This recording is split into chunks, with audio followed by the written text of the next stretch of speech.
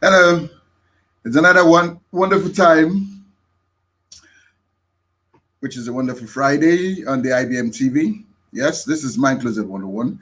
If this is your first time of joining us, this is a unique program on the IBM TV where we talk about life generally, we talk about everything, mental health, relationship issues, whatever you really want to talk about, and without you being scared, to talk about it.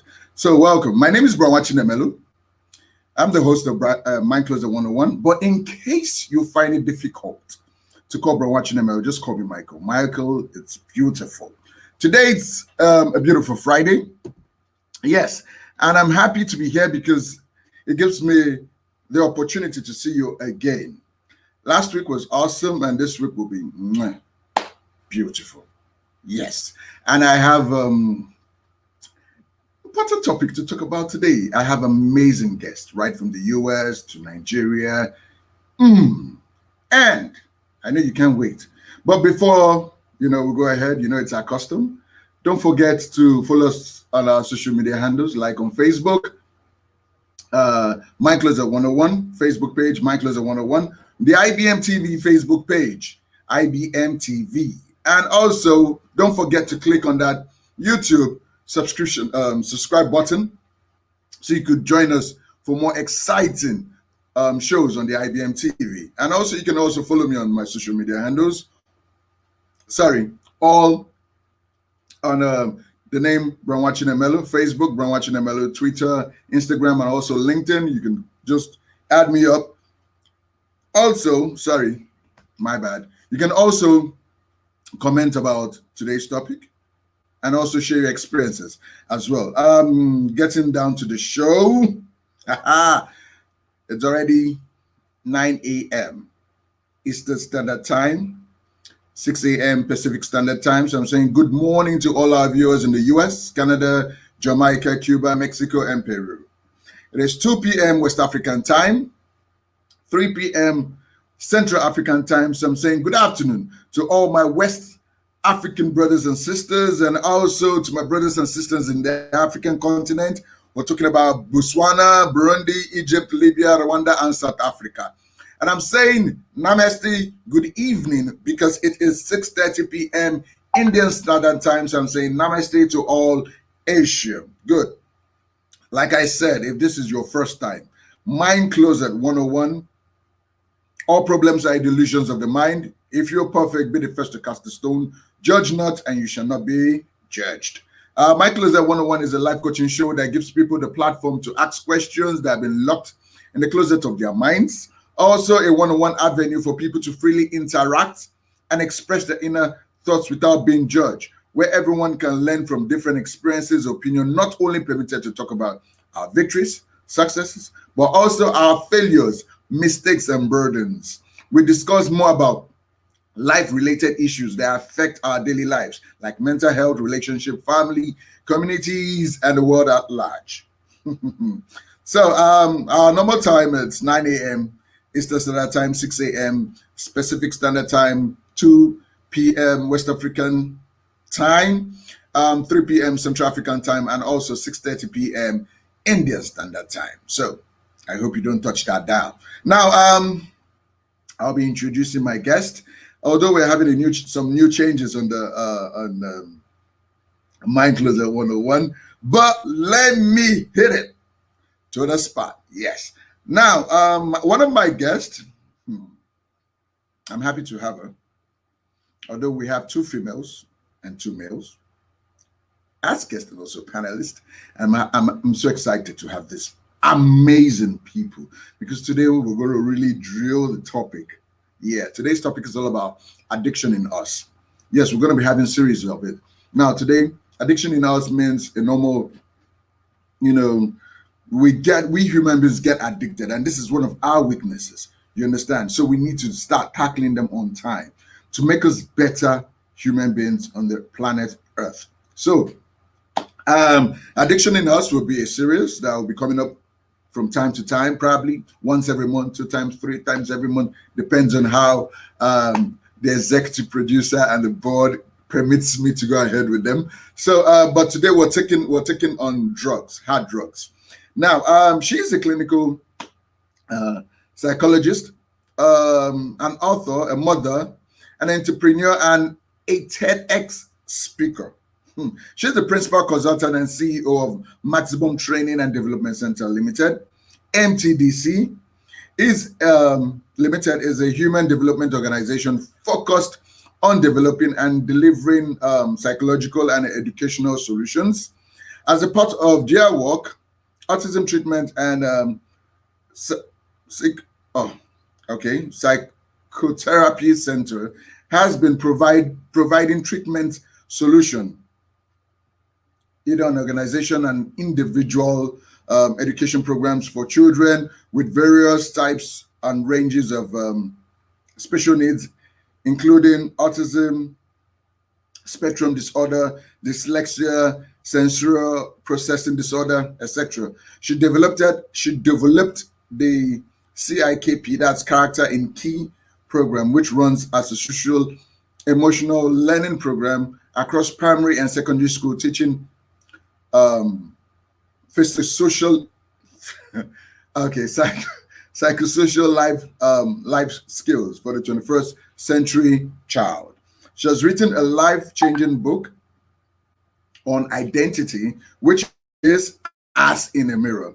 All the way from Nigerian state capital Abuja. She's a mother of two amazing boys. She speaks Igbo, French, and English fluently. Her name is Ifoma Ife Chelobi.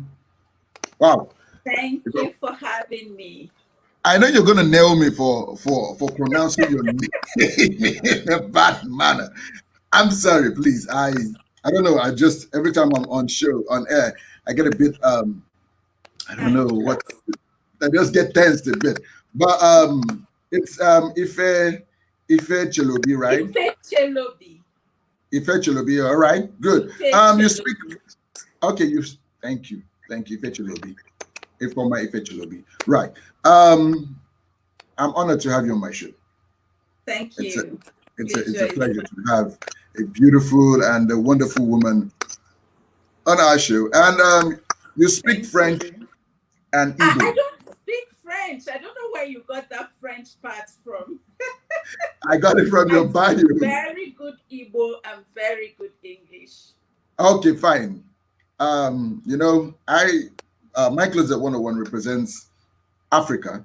So I want you to tell our viewers in all over the world, you tell them good afternoon, you tell them good morning in Igbo, you tell them good afternoon and good evening in Igbo language. All right, let's go. Interestingly, the Igbo culture doesn't exactly have a phrase for good morning, good afternoon, good evening. In our culture, we have a very how do I put it? Not just enterprising, but we're a very personality boosting kind of people.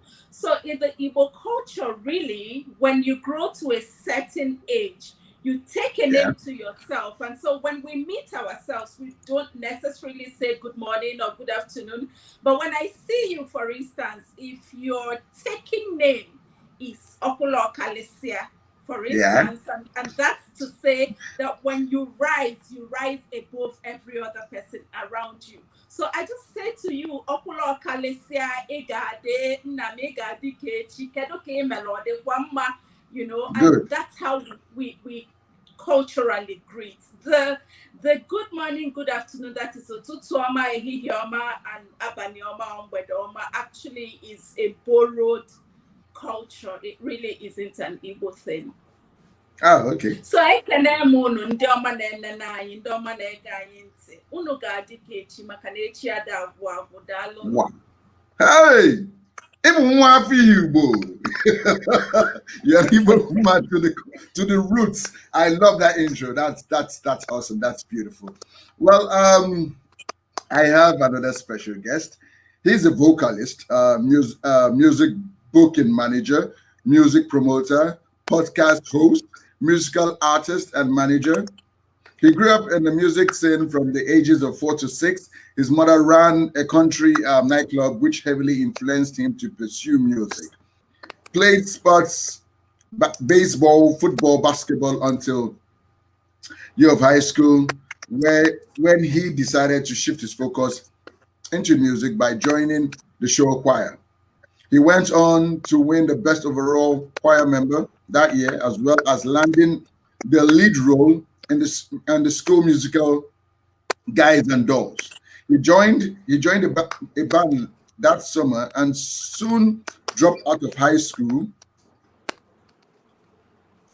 Sorry, he later joined a band that summer and soon dropped out of high school to tour with a band. Never looking back, assuming lead vocals in over 7 bands throughout the years of 2005 till date. Starting his first booking company at the age of 18, named JNM Booking, due to lack of anyone doing it in his local area. I needed someone to book his band and put the shows together. Hundreds of shows played and booked fast forward to 2010. He was recruited by a band that eventually went on to become Ocean of Atrophy before their first show together, and in 2001 he started Royal Promotions, now known as Underdog Promotions. By 2018 to 2019, booking full time and virtually being hired as Jupiter Studios music booking manager in alliance to Ohio in 2019. He started his new company and named it Heart of Heaven Entertainment starting 2020. He stepped away from Jupiter Studios to focus on branching out. COVID hit in March and show came to a halt. Owner of Underdog Promotions and Hearts of Hearts Entertainment is also a host of his own podcast, which is the Podcast, available on all platforms. Also, the vice president of Music Friends Promotion Agency, all the way from Sebring, Ohio, United States of America, a father and an amazing daughter. He speaks German language, Egyptian language, and the American English language. His name is James Davids McAllister. Hi, James. Your speaker's mute, so you try get it off. I'm Yeah. sorry. Hi, Mike. Thanks for having me. Hi. Good to have you on the show.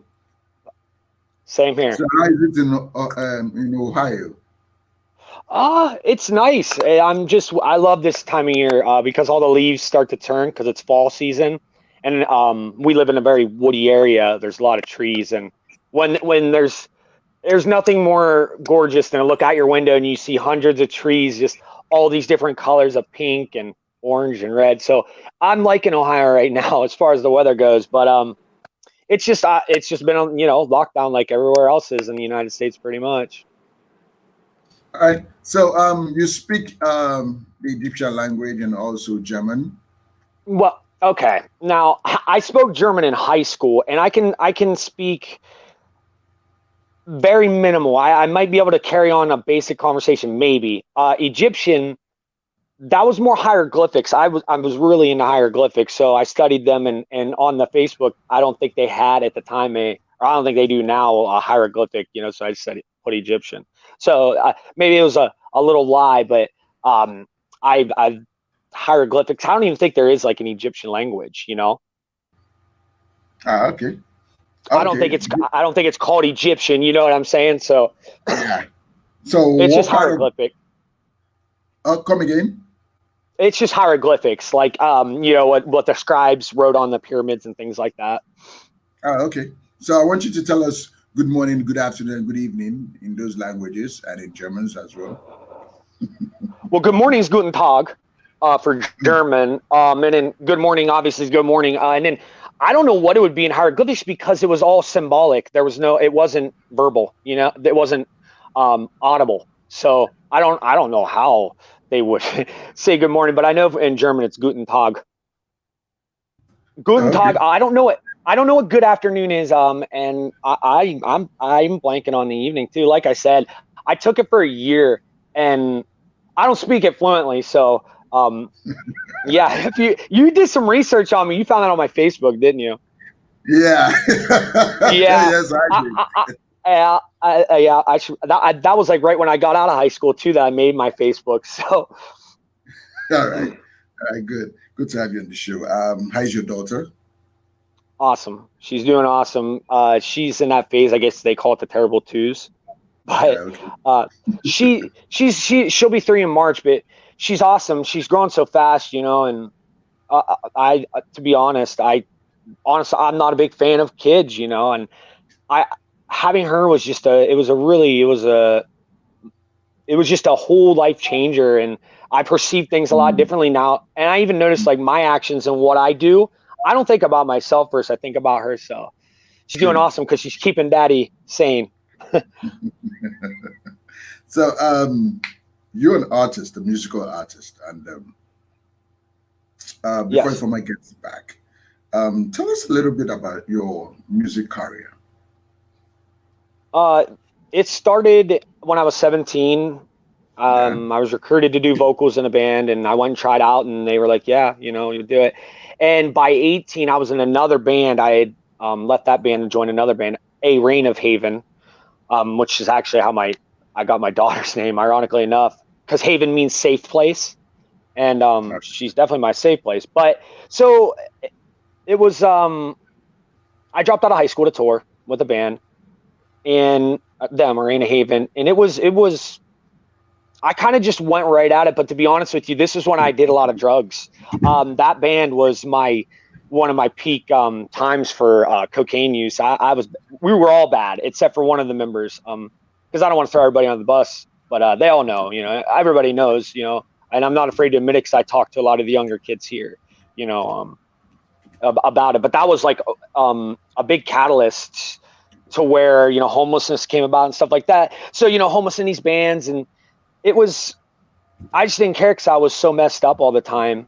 Um, so I didn't really get my act straight because I'm just going to fast forward and skip all of that, drug use stuff. And with the band Oceans of Atrophy in 2010, when I joined them, that was the first band that I took serious, sober. Yeah. Um, and it was my most successful band for sure. I mean, we're still around today. We turned 10 years old, this year. So Wow. it just goes to show with the topic of the day. Addiction will while you think you're doing good, and you may be doing good at what, like, the art overall, you're there's nothing good about it. There's nothing good to say about it or get into, but it kind of comes with the territory of music. They say sex, drugs, and rock and roll, and Mm-hmm. it's very true, unfortunately, but it is kind of comes with the territory. But it was just like, I mean, I never like got real big or anything. I played some big shows, and I've traveled Mm-hmm. around the regional area, the States, but I never really would have been able to say, hey, I could have made a living off it. And, of course now it's different because I book the shows and do the managerial stuff. So it's adds more lucrative money wise. But I mean, I could tell you all kinds of stories. You'd have to be more specific because I've done so many, and I've done so much stuff with music. Yeah. I know, but like being okay, let's say being a lead singer, Hmm. how has it been for you? Um, I man, I don't want to throw myself on the bus.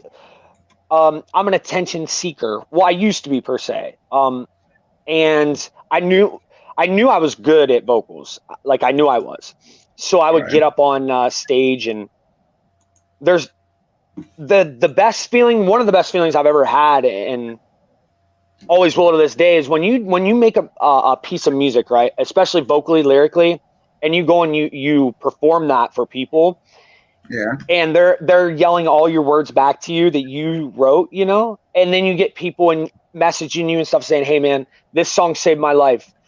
I want to thank you, because a lot of the songs, some of the songs are about addiction and stuff. And actually our biggest hit, it's all about addiction and being homeless. And it's being a lead singer comes with, I think a lot of people don't understand the responsibility that comes with. And Yeah. I didn't take it seriously when, I first started and realized the responsibility. But it's been a wild ride. It's been a roller coaster of emotions, and it takes a certain type of person to be able to do it. You got to be very thick-skinned because not everybody's going to like your music, but it's definitely a unique experience. Being kind of in the limelight, all the time, like I was, playing a lot of shows. So, I mean, I love it. If I could do that full time as a living, I would, but with my health, I can't. So if I could just be a vocalist, I mean, absolutely, I would just be a vocalist full time because it's my therapy. How some people go to the counselor or some people do this or that. I used to do all that too until I really found the stage, and that was just I realized I didn't need all those drugs because the stage was a drug itself for me, for lack of a better term, and it's therapeutic. It really truly is, and it's right now I'm struggling really bad because I can't even book shows, because of this COVID stuff. So Yeah. it's interesting being a vocalist. It is. You get a lot of girls thrown at you sometimes. I mean, there's a lot of obstacles that you have to overcome and decisions you got to make. True. All right. Now down to the main topic of the day. How did you get into drugs? Long story short, when I was 13 years old, my brother had a friend, and they were upstairs, and I went up there because I had smoked marijuana already at that time, not heavily or anything, it was here and there. And I went up there, and they were, they had syringes and like a spoon, and I'm like, "What are you guys doing?" And like, well, you want to try it? Like, I'm like, "What are you doing?" And they did, and he ties the tourniquet was a shoelace around his arm, and then vein pops up, puts it in, and I saw how he acted after he did it. I was like, "Oh yeah, I want that." So 13 years old was the first experience I had with any like type of hard drug or anything like that, and it was straight to the vein. I was shooting it up, and that from there it just kind of snowballed. It turned into, I never really got into drinking that much alcohol because I grew up with an alcoholic father, so it never really appealed to me. But it just snowballed into, I don't know if you're familiar, but a lot of kids, and when I was growing up, cough medicine, they call it robo tripping or whatever. I was bad. I mean, I was taking a lot of cough medicine, and it makes you like trip. It's like a euphoric. You can compare it to LSD, I guess you would say. Mm-hmm. And it's a lot of the reason for I have a lot of tooth loss, and that's the cocaine and that. But I mean, I'm only 33, and I need complete reconstructive surgery in teeth, and it just snowballed. I never did heroin, but it snowballed from there because then my friend's mom had morphine pills because it just, when I was growing up, these things were easily accessible, these opiates and these pills and stuff, but they've cracked down a lot here in the United States on that. So it's not as easy to get those things for kids. And I'm not making an excuse for why I did it, but every home we went to, there was a bottle of Vicodin or an opiate in their bathroom, in their medicine cabinet. It was just normal, nobody thought anything of it. And I was molested when I was 4 years old. I was raped. And I kind of suppressed those feelings. And when they all kind of surfaced up and I tried to kill myself, that's when the drugs really, because for some reason I had repressed those feelings and that memory of that happening really, and it just came back. And my excuse, because this is an excuse, this is totally an excuse. I use drugs to cope with that. And it's an excuse to use drugs. I'm using a traumatic event in my life to say that's why I did drugs. And that's not, it's the literal excuse. trying to write it off per se, but I know that was because I didn't know how to cope with it. I didn't know, coping mechanisms. I hadn't learned them yet. And I know them Mm. now, but I didn't learn any of that. So I would just take another pill, take another pill, take another pill. And it was bad. I mean, it was rural bad, but I was functioning. No one really knew except for the people that were close to me. Because I still played baseball, still played basketball, show choir, lead roles and stuff. And so I handled it well. And I think that was a problem too, that I did handle it so well. I'm not bragging about that. I'm not happy about that. But my tolerance was much higher than what it should have been. And that also led to, I got to do more. I got to do a harder drug. And got to a point where, I mean, I'm going into Walmarts and stealing cans of air duster that you clean your computers out with stuff. And I mean, passing out in Walmart, parking lot stuff, ended up homeless twice. But yeah, that's how I got into drugs though, was shooting them up. That was my very first experience with heavy drugs. At the age of 13. Wow. Yeah. I'm not proud of that. And it's hard to talk about, but I'm an honest person and I'm not going to lie about it. And No, James, please. Nobody has the right to judge you or condemn you. Well, I just want to let everyone know I'm not like bragging saying, hey, I was 13. I'm saying, that's when I started, I understand. I got addicted into marijuana. That's marijuana. Yeah, we call it weed here. We call it yeah, we call it weed, and we have a local name for it, and it's called Igbo. It's called Igbo. You understand? IGBO. Yes, we call it Igbo. So Igbo. I got into weed at the age of 16. You understand? And when you said at the age of 13, I was trying to get to think of it. But the truth is, here we don't judge anybody. Everyone here, it's free to talk about their experiences, because what you're doing, you're trying to save someone else that's into it, that doesn't even know how to get out of it. That's just the truth. And I remember when I used to take weed. Honestly, back in those days, it got to a time that I got sick and tired of it. I got pissed. I wanted to just stop, but it was really, really difficult.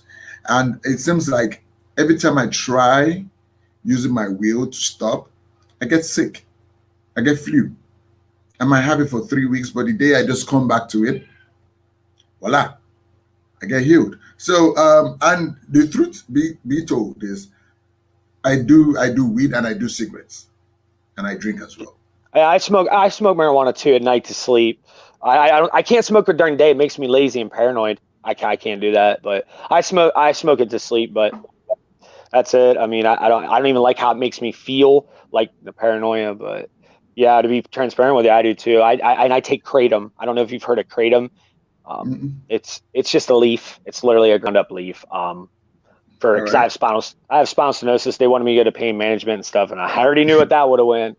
Where that would have went. So I've been on kratom for about a year now, and it's been a blessing, man, because it's pure. There's no, it's literally a leaf, ground up, and it's helped with the depression. It's helped with sleeping and stuff, a lot. And it's so, yeah.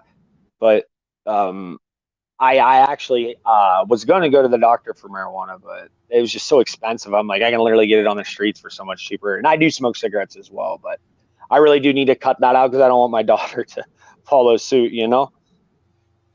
I understand. But what was the first drug you ever took? Marijuana. 10 years old, I smoked pot. Marijuana pot. I was 10. 10? Yeah. And who introduced you to it? My brother and his friend. Wow! Before you get into the age of 13, before you started taking steroids, right? Yeah, before I started shooting cocaine. Yeah, it was before that. It was when I was 10. Yeah. Okay. First thing No, go ahead. I'm listening. No, pot. I was 10. That was the very first thing my very first experience with, a mind altering substance. Then when did you take cocaine? 13. was the very first time. Now let me ask. I don't know, but in Nigeria, cocaine is really very expensive. But how much is a crack of cocaine in the States now? Well, if you're gonna get like, I don't know because it's been ages since I've even I heard know. it, But you know. okay, say back in the But day, like back in the it, days. it was expensive. They call it the rich man's drug. They do. It was, I don't know. You could get high all day. Like if you're smoking crack, which I never did, you could get high. $10, you could probably be high all day. Mhm. But for coke, oh, I mean, you would have to spend probably like someone like me, and I was fortunate enough that, well, not fortunate enough, but I had a friend that had money, right? So I never paid for it. But you'd spend about $80 a day, and that's why a lot of people would then did go to the heroin because heroin's so much cheaper, you know. So yeah, it was just as expensive here as it is anywhere else. It's not common. It's definitely the rich man's drug, you know. Because why I'm asking this is because some of us really want to know. Then who was supplying you? How could your friend get it that you guys had to take at that tender age? The dealers were in there looking at, oh, you guys are little. He 21? wasn't though. He was 21 because it was my Oh, brother's friend, and my brother's 5 years older than me. So it oh, was my okay. I probably should have iterated that. He was older, so he had, he's an adult, so they didn't think anything of it. I understand. I understand. Ha. Ifoma, good to have you back. Sorry for the network issues. Um, You're I can't muted. hear you. Can't hear you. I can't hear you. Muted. Your mic is muted. Your Yeah. mic is muted. Can you hear us? It's breaking. Wow. I think you need. Aha. Yes. I think. Oh, she's off. She'll get back in. She'll get back in again. Wow. Excuse me. Good. And there's this belief that music and drugs they go together. Do you believe that? 100%. They're like two peas in a pod. Wow. It, Why it's is it that? Well, it's like that for a lot of reasons. The main one being that, where do you play shows at? Typically, a bar, someone with alcohol. Well, what usually comes with a bar and alcohol? Drugs. So that's the number one reason why. But the number two reason why is because, like, when when you're a smaller band and stuff and you're starting out, it's hard. Like, you sleep in a van, you sleep in a Walmart parking lot and stuff. And yes, this is by choice, but sometimes you don't sleep at all. And a lot of people cover up like stage fright and stuff with, oh, well, I can't perform unless I'm high on this or I drink this. I never really had that problem, but I still would, I would on stage. I mean, I would trip on stage on cough medicine or something like that, but I would never do like a hard, I wouldn't even smoke weed before I went on stage because it makes me lazy. Yeah. But Yeah. it comes with the lifestyle, because what do you do after you play a show? You go to an after party, and it's just party, party, party, party, party. It has that perception, and it's true too, because anyone that's willing to, let's be honest, most creative people that are artists have done drugs or do drugs. I mean, it's just Mm. a fact. Any artist or anybody I know, that 9 out of 10 of them dabble in something or have. And I think a lot of that, I don't know about why that necessarily is, but I just think I think it's some people, there is multiple reasons. Some people use it as a crutch, some people use it as a motivator, some people use it as a sociable thing. But yeah, I think it comes with the bands, because also you have this type of reputation sometimes, like, because I'm metalcore band, I usually do heavy metal Yeah. music, so you're supposed to have that facade that, oh, these guys are tough metalheads, and I think that might have something to do with it a little bit too. but there's not like one reason why, but it definitely does go hand in hand. I mean, there's several reasons, like I said, the bars, the parties. Hmm. Hmm. So that means taking coke keeps you up, makes you Yeah, yeah, stronger. yeah, Wow. everything. I mean, it does. Like, I mean, you could even notice, and I hate even saying this because kids will hear it and stuff, but it did make your vocals stronger. Like as long as you weren't, now if you're on a bender for 2 days, right, and you do a line of coke and you go up there and you're probably gonna sound like crap. You're gonna sound like all hoarse and stuff your throat. But if you're not and you do it, I mean, it's like a steroid. I mean, you can think of it that way. It's not very long. It's like a 10-minute steroid, and then you need more No, of no, no. it. Sorry, James, come back again. You said if come again. Let me get you clear. Let me get you clear on that. What helps makes the vocal clear? Well, because it makes you're stronger. You exert more energy. Yeah. So like with what I did, especially like with what I did with the screaming and stuff, and just running around on stage headbanging, um, you don't notice any of that. So there's no strain, right? Because you do Yeah. when you scream, Yeah. you're straining your vocal cords and diaphragm and stuff. Well, when you do that, it's all numb. You can't feel it. So I can recall one time that I did, and after the show, I'm spitting up blood because I went so hard and I didn't feel it to stop myself. Because oh, okay, whoa, I'm doing it wrong, and that's a little word of advice if any musicians are watching this: learn how to breathe before you try to go scream and stuff. But yeah, Hmm. it's like a little power booster. It's like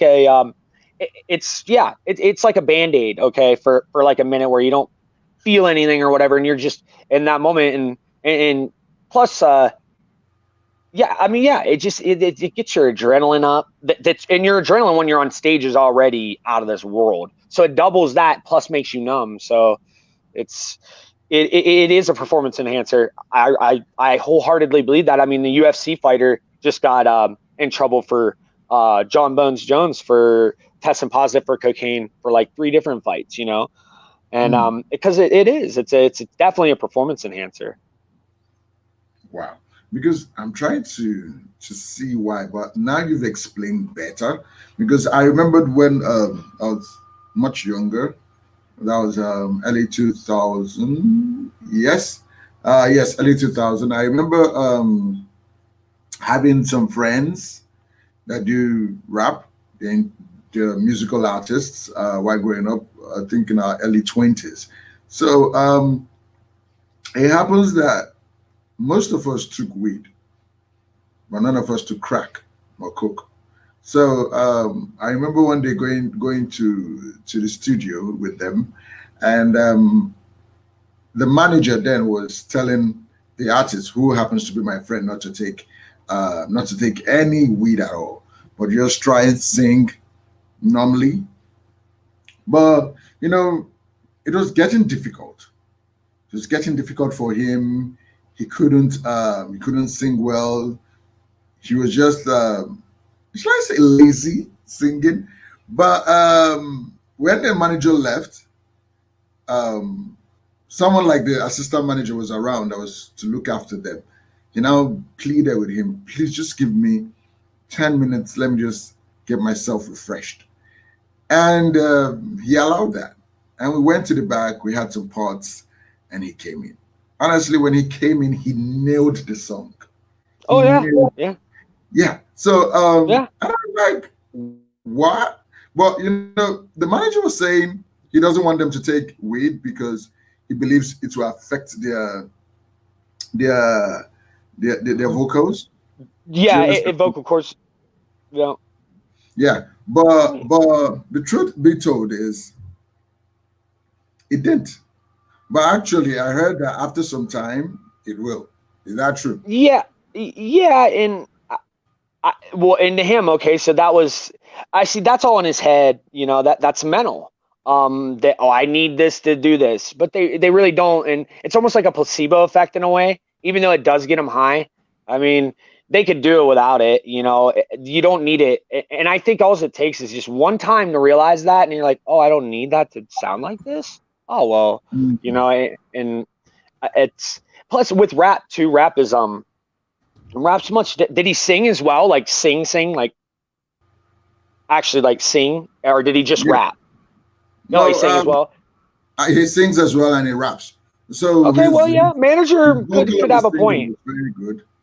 Yeah, vocals or your manager has a point. I mean, it will make your voice a little bit more hoarse and stuff. You know, I mean, it's like anything, smoking cigarettes and stuff like that. You know, I mean, it's and like you said, eventually it will get. You know, it'll catch up to you, and it's catching up to me now, man. 33. My band Oceans were writing our 10-year anniversary CD, and let me tell you, it's hard for me to do what I used to do 10 years ago. So it's catching up. It's catching up to me, man. I think it's more the cigarettes though, because like I said, I don't smoke much weed, and I smoke rolled up cigarettes. So I think that's really what's doing it to me. Yeah, I believe cigarette works on works against the vocals. But what would you tell someone that's about going to music not to do? Like, what's your advice to stay away from drugs, and why?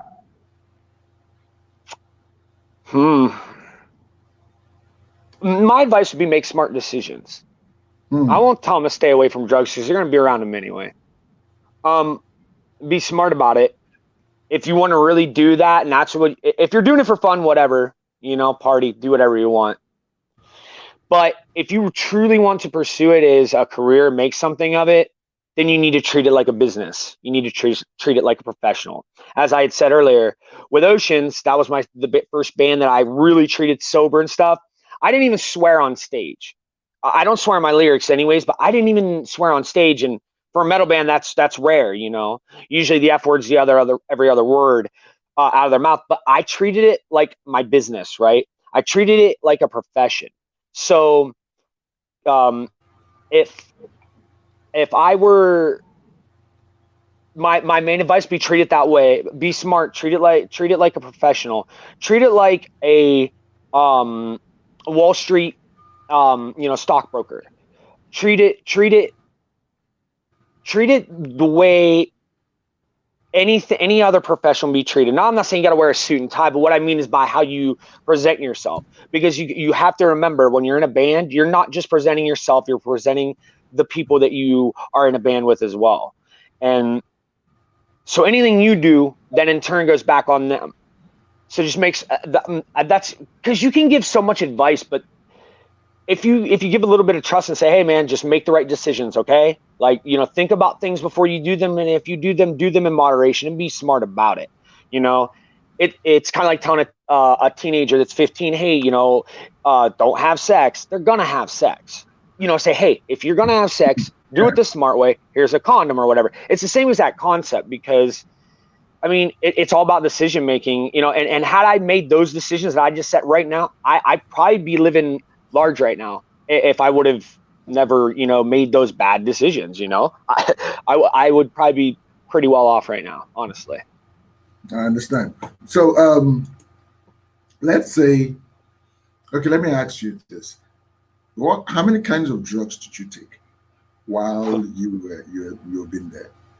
Oh man, I mean everything but I smoked crack once. I've never done heroin, and I won't. I mean, and again, because I don't do drugs right now anyway, but little hard drugs, like I said, I smoke pot. I mean, I've done Special K. I've done it all, man. MDMA, meth, Molly. I mean, everything. I've done it all. You ask, I've done it.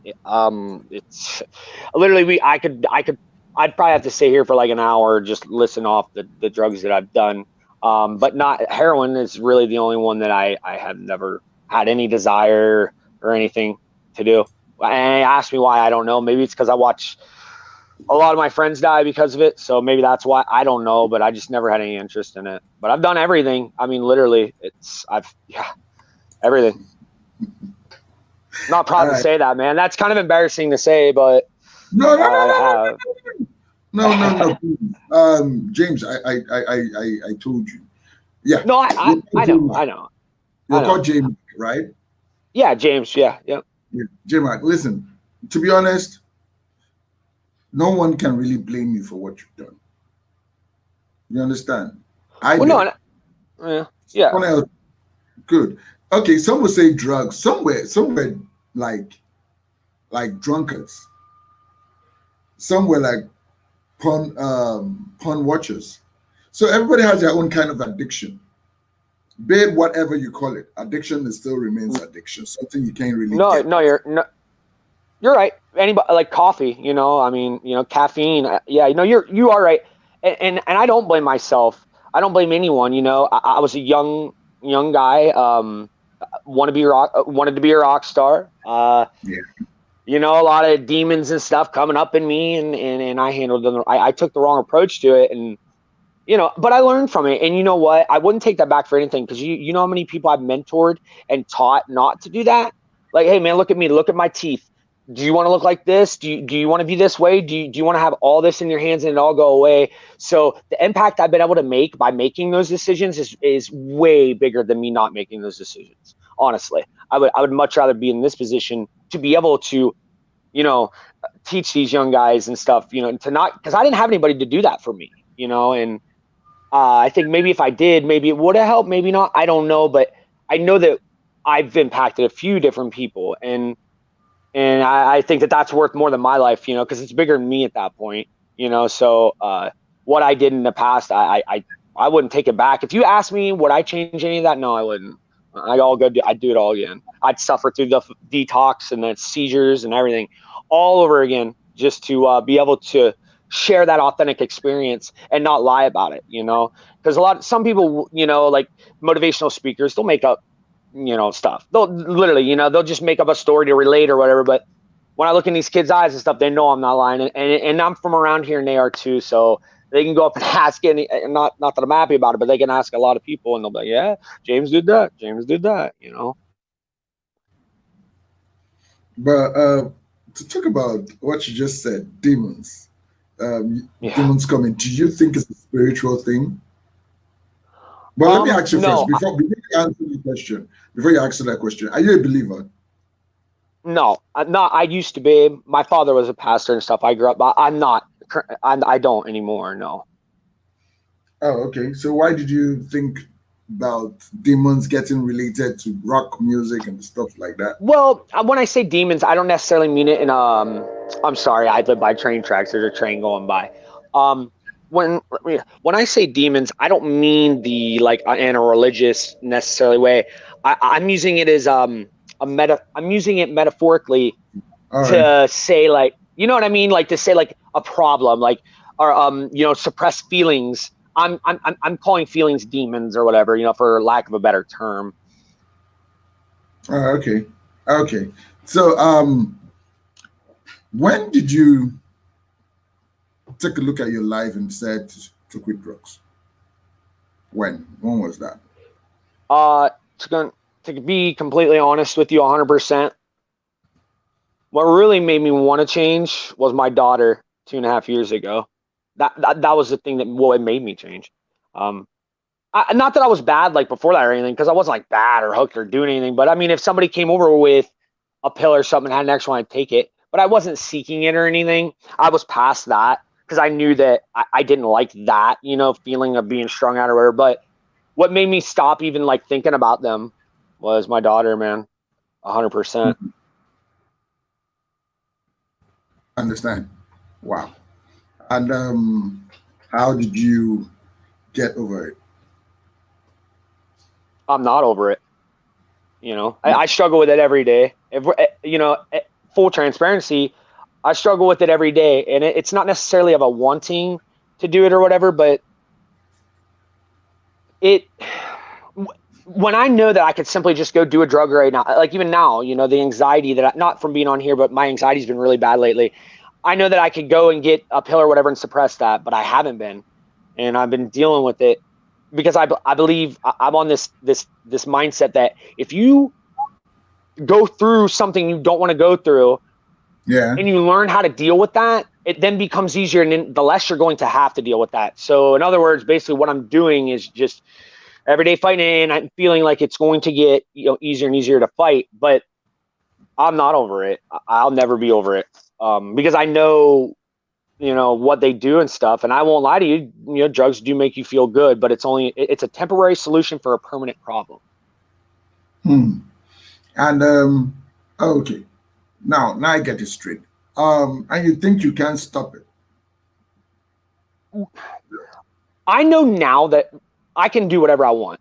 I have the willpower to do whatever, like I'm strong enough person now, especially with my daughter, because it's, my life is not important anymore. My daughter's is.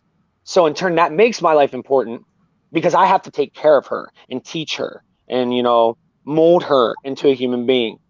So that's a good question, because like, I don't know what necessarily gave me that willpower or whatever, but I don't know. I guess I grew up, and I'm just like, like you had said, you got tired of feeling like, how you'd felt. It's the same way with me. I just, man, I'm tired of feeling like this. This is terrible. So I know what I'm going to feel like. The end product of me going back to that or whatever, I don't, it's not worth it. Dealing with all that, because I know what it's going to be. It's miserable, like for a couple hours of a high or whatever to initially be off that and then want it again and keep doing it and then, go through hell when you don't have it. It's just not worth it. Just deal with it, find a coping mechanism or whatever, that's been hard to do, but I think that comes with maturity and wanting to too. I think, that's like you had said, you wanted to, and that's the number one thing. You got to want to, man. You got to want to. You can't just lie to yourself. You really have to want to not do something. And I don't want to do it. Like, I have no desire. So what are the coping mechanisms you're using for now? Well, right now, really none. And I have spinal stenosis. And right now, like when it's getting to the point, I've had it for about a decade, but it's getting to the point now when I stand, my legs go numb in about 10 or 15 minutes. And prior to that, I would run, like one of my coping mechanisms was running. And I would run anywhere sometimes from 1 to 5 miles a day.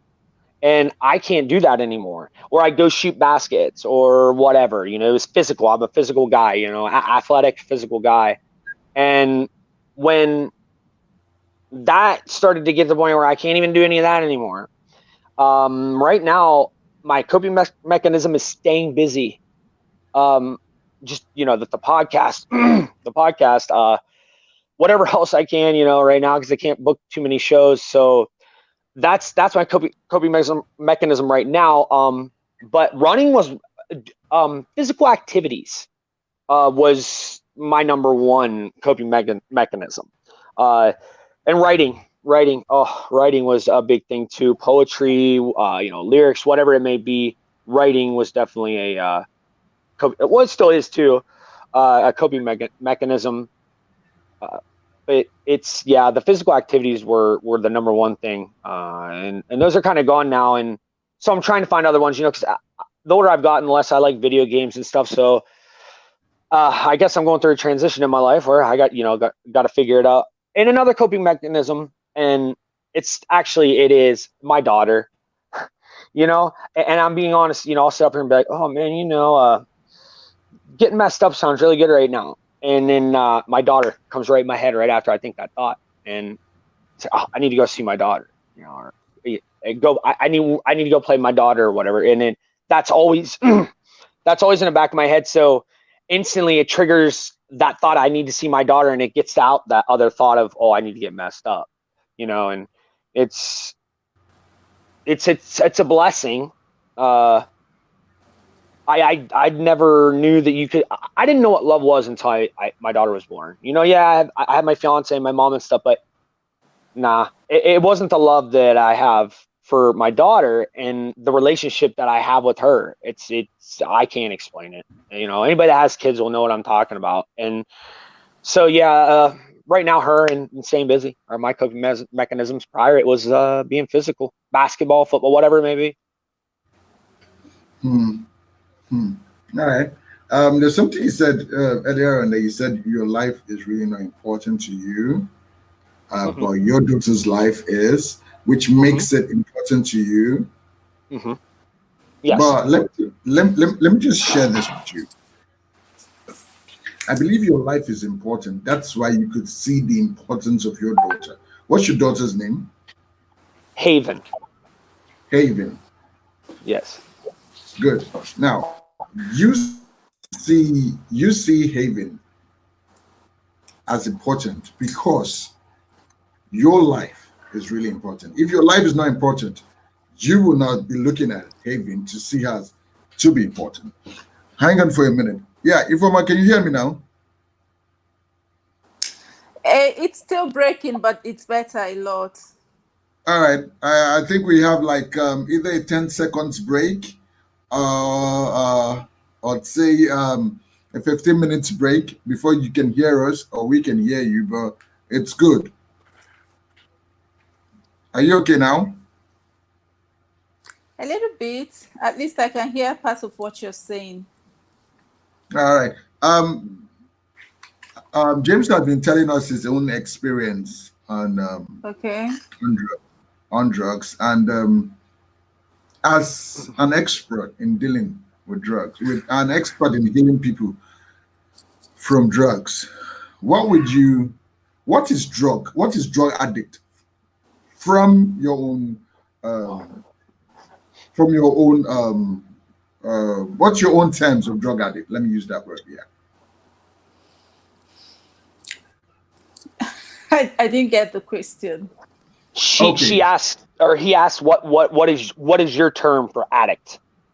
Yeah. Drug addict. Yeah. Drug addict.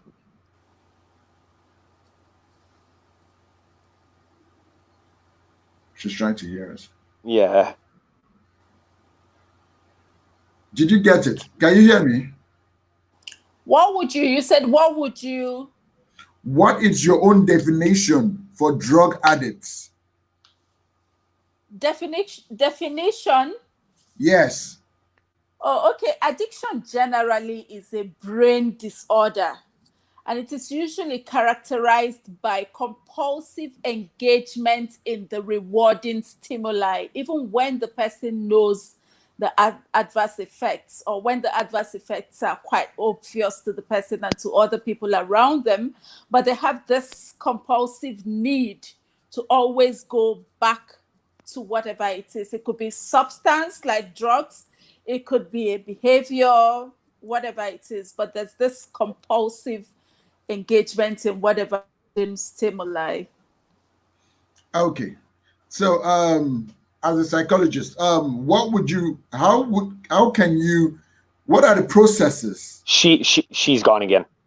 Oh God, she's gone. Whoa, whoa, whoa. my The network. father, my father, my father who passed this last November, he was a psychologist as well. Oh, okay. But you said he Yeah. drinks, right? Well, he did. Well, that's my biological father. Lack of a better term, I call him my sperm donor. But he Oh, was a yeah, he was he was a psycho he was a psychologist. But my yeah. stepfather, which is my dad, the one that raised me, took care of me, and still this day is there for me. Love that man to death. He's the alcoholic. Okay. So, I wanted to ask you. Okay, let me still go back to what I was saying about telling you about how important your life is.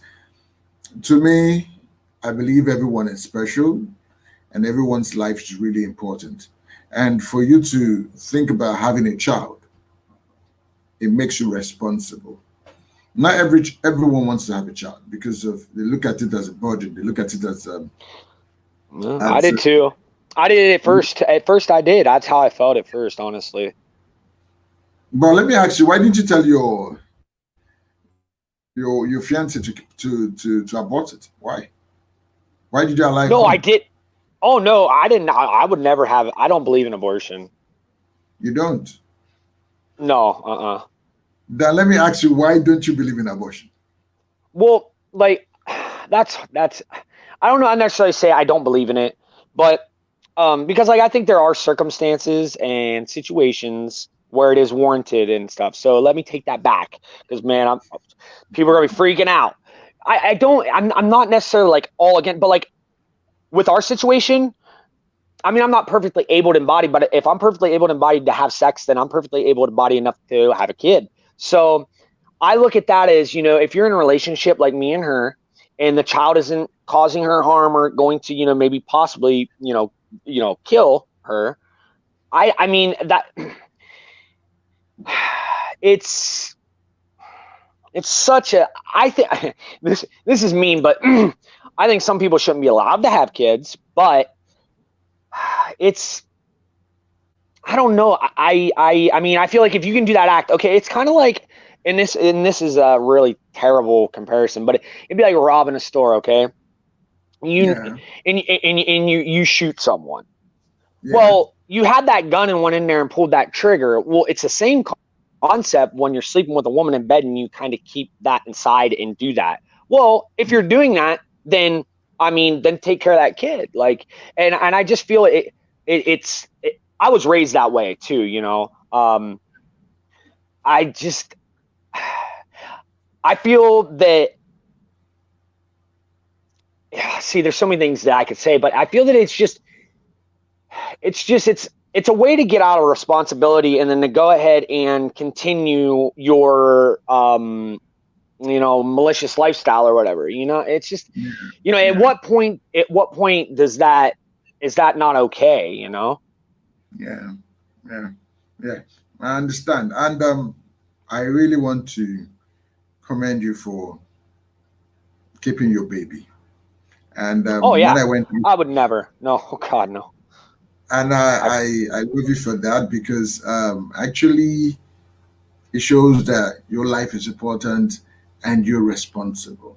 I'm not saying that anyone that orders for that calls for abortion is Yeah, irresponsible. I'm saying that, but I understand. Yeah. the truth is, some people kind of run away from responsibilities, and having children, they come up with an excuse of, okay, I'm not ready. I'm not ready for And it. I wasn't either. Nobody's ready to have a kid, man. Like, no one. You understand? But the Yeah. truth be told, we need it. We need these children, because You're right. if you were not, if your mom didn't have you, you won't be here. You won't be alive today. And you were given an opportunity to come to this earth to define your purpose, your essence of being alive. You understand? So you need to give another person that platform or that opportunity to come and also make an input to this world, making it a better place. And so, to me, I see you as a very, I see your life as very important, because you've brought in someone that I know will be a better person and will be a better citizen of this world. And I love what you're doing. You're thinking about her, trying to give her the best in life, trying to be with her, try to stand with her, which makes you an awesome dad. So 2 thumbs up for you. Really. Thanks, Really. man. I appreciate that. Yeah, you're I welcome. appreciate that. I wanted Yeah, to ask you this. she's awesome. She's awesome. Oh, I saw yeah, a picture on Facebook, and I saw you where you said she's going too fast, and I really looked at her. She's really, really beautiful. I don't like kids. I don't. I never have. And it's funny, when she was a baby, people would tell me, "Oh, you're gonna miss these times," and I'm thinking, you're nuts. I haven't slept in 3 days because my fiance had a C-section, and so Oh, she was down and out, and Haven had colic, and she was getting hives, and it, for lack of a better term, it was a literal hell for like 2 months. And I resented it and stuff like that. But you know what, man? I miss her as a little baby. She's growing so fast. It's just unbelievable how fast she's growing and learning new words every day and helping daddy read books and stuff now. And it's amazing to be able to watch how you can teach a human being and how they, it's so rewarding, man, to be able to tell her colors and then be like, Daddy, that's a blue car, that's so rewarding. it's better than any line of coke I could have ever done. It's times 10. Well, since it's about addiction, I'm trying to compare it. So for anybody out there struggling right now and has a child or something, go teach them something new, and watch them learn that. And I guarantee you that if you have a sober mind while you're doing it, you will feel the best you've ever felt in your life, because there's nothing more rewarding than teaching your own child. It's just, how you teach a dog to sit or shake, and you're like, oh, you get so happy about that. Yeah. Times that by 1,000. It's you're literally molding a human being like it's Play-Doh, and every move you make, it puts an indent on that Play-Doh or changes that Play-Doh. So I've even watched some of the things that I say around her. I swear around her because I swear like a sailor. I've caught myself on here. I haven't said one yet on here, but I swear and stuff like that. But there's certain things like swear words and stuff that I won't use around her.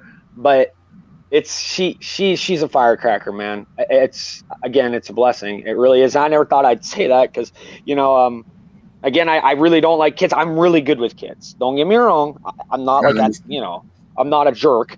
I'm really good with them. Unfortunately, they love me because I'm a big kid. I'm a big kid. So it's remarkable. It's remarkable.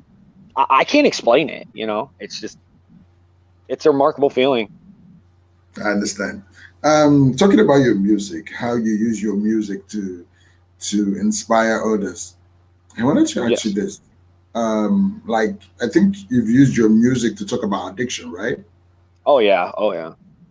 Now, how come you're trying to save someone, but meanwhile you're not saved? I'm not saved. Well, that's a good kind of question. But what do you mean by saved? Well, and the way I'm saving people, I don't look at it like as in a giving your dedicating your life to something or something, whatever. You're just. What I mean is, okay, like now, you drop a song telling someone it's not good to take coke. Yes. Stay away from drugs. Drugs is not good for you as a child. But the person passing the message is experiencing the same thing. Well, How yes. How do you do that? I don't anymore. I mean, I couldn't even tell you last time I've even seen coke. But it's kind of like a live and learn type of thing, right? You make mistakes and you mess up, and how else can you stop others from doing that, right? How else can you stop history from repeating itself? Well, I mean, you can relay that message to them, and even if you don't stop them, at least they know they're not alone, and they can relate to that song if need be, It is hypocritical though, if that's what you're getting at. It is kind of hypocritical, but I think everybody's a hypocrite, My mom used to tell me, my mom, when I was younger, don't smoke cigarettes, they're bad for you. She sits there and smokes 2 packs, Well, if they're so bad for you, why are you smoking 2 packs? But I get your point. But again, I think it's something that needs to be talked about, especially because music is so relatable to people. Everybody listens to music. So I mean, yeah, I'll call myself a hypocrite because I am a hypocrite. But who isn't? You're not actually, but I just think probably you're using your. But let me ask you, most of your songs, do they relate to your lifestyle? Do they relate to you? Yeah, for most of the bands, yeah, they're typically written about things that had happened in my life, or they're like little stories taken off of it, or what'll happen if you do that. A lot of them about women, girls, a lot of them about religion. I believed in God when I was in Oceans to begin with, so our first 2 CDs were religious. If you read the lyrics, you can tell, that there's a lot of religious undertones and stuff to it, and it was, I would take the religious aspect of things and put it into how my life, put it in there, and it just, yeah, I would say not most of them. Now there's a band I'm in lead them to the lake, and it was more fun party type of band. So, but there are songs on there too that are about, stuff that I've been through and whatnot. How But do I'm you feel? trying. Yeah, yeah. Go ahead, go ahead. You're Well, trying. I'm working on a new project, and I'm trying. It's funny you asked that question because I'm trying to change that. Right, I'm trying to grow my potential and my skills, and I'm trying to write about other people or experiences that I've seen or heard about but not experienced myself. Like I have a Yeah. song about a woman choosing drugs over her children, and Hmm. it's that's never happened to me. My mom worked 3 jobs to take care of me, so it was just something I'd seen a couple friends of mine go through and stuff. I don't know what it feels like or anything, but I kind of tried to, maybe relate and emphasize with them. But other than that, yeah, they've all been. But I do want to get out of just writing about myself. I feel it's kind of selfish a little bit. Hmm. Hmm. Hmm. All right. How do you feel that you're helping others get out of drugs through your music? That's a really good question because I've honestly never really thought about how I thought. I just did it like, in robot mode. I never really thought too much about it. It was just kind of like, you know, seriously, it was just kind of like second nature. It was good. It's good. It's a good feeling. Don't get me wrong, but it's almost like how you go to work. It's like asking a doctor, how did it feel to save that man's life today when you gave him a heart surgery or whatever it may be. It's just, I don't know. It's you're almost just like automated and it just it's like you talk about you're put on this earth for a reason or whatever. I maybe that's why I'm here. I don't know, but it's just something that I do, and I don't really think twice about it. I don't want recognition for it. I don't brag about it. I don't even really talk about it much unless someone asks. But it's something I do. I don't know. It does make me feel good. It does. I can't lie and say it doesn't. But at the end of the day, it's just I don't know. I feel like it's my my gift or something, I guess, to people, and Hmm. I don't know. And I mean, you know what? I'm very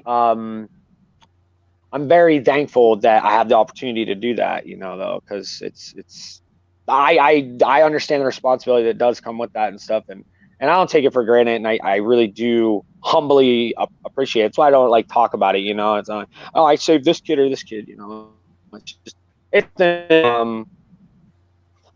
it's honestly, I don't know how to describe the type of feeling that it gives you, honestly, because it's kind of sad and it's kind of good at the same time, because it's like, damn, that kid was going through the same stuff I was, and I reached. I mean, I Mhm. can't imagine. So, oh, it's kind of like a double-edged sword in a way.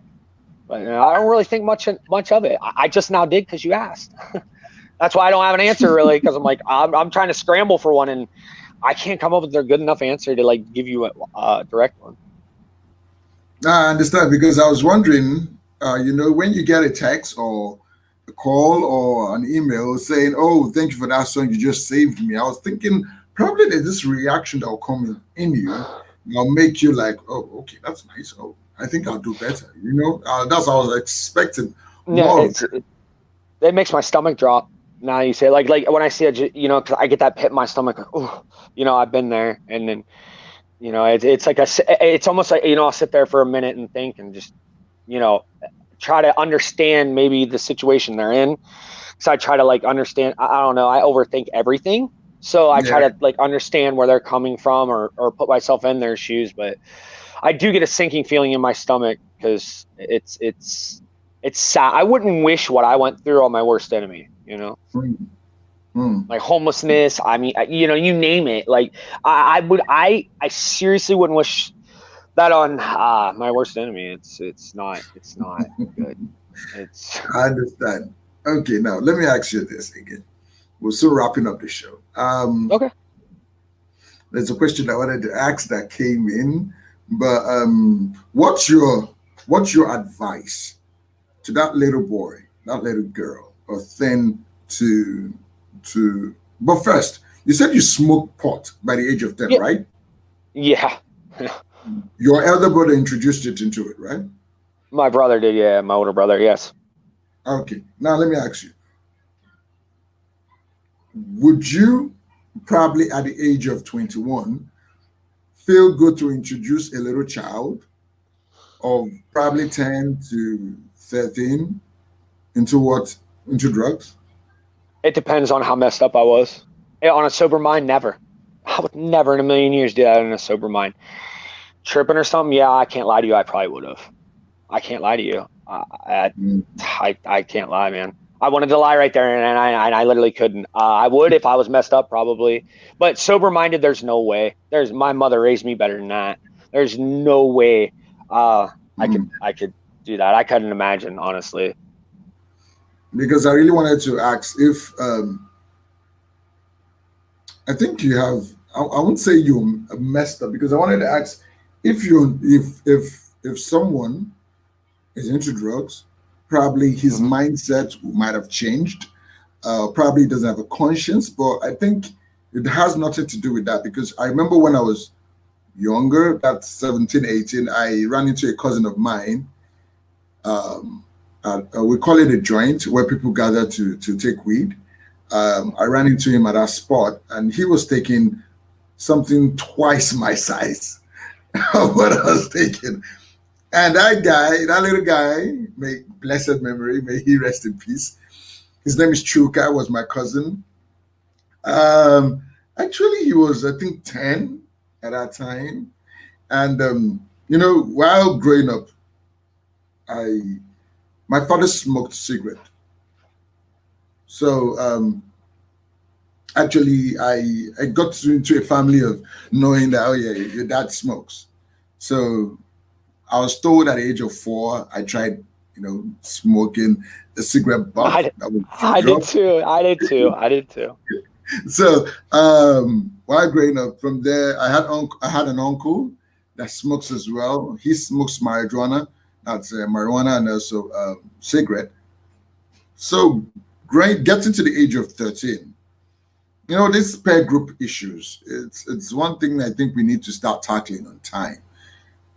My age peers started doing smoking, and you know back in the days, if you don't, you look like Oh,